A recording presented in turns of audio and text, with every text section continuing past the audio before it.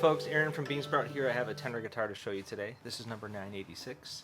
I must be up over a dozen of these tenor guitars I've made now, and the instrument they're based off of is behind me here. This is a Regal instrument from the 1920s, and this one's got a beautiful curly Myrtle back and sides, and a yellow cedar top, Alaskan yellow cedar top. It's a little bit warmer than spruce, got a good punch to it, but not as dark as like red cedar. It's got a salvage mahogany neck, and then all this is pistachio. So everything except the neck comes from Kevin at woodfromthewest.com. It's all West Coast wood. And this is my homemade rope binding.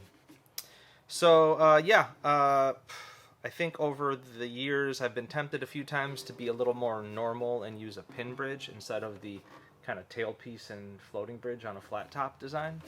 But that's the design that Regal used originally, and I like that it's a unique sound. So you can see on this one, look how much this was played. See the shadow of the tailpiece and the bridge right there. So yeah, I'm glad I stick to my guns on that. It's a unique sound, and I really appreciate it. This one is tuned GDAE, which is the lower tuning I can get. It's a fifth lower than that one was originally designed to do, so I have to brace them a little beefier for that. And I don't usually play in fifths, so I don't know the shapes very well, so you have to forgive me as I demo it here. Oh,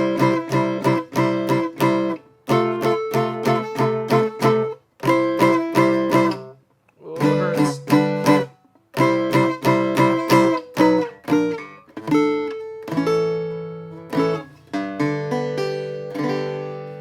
Yeah, it feels great. So yeah, I have a couple more of these this year, and I look forward to trying some different woods and just tweaking the design.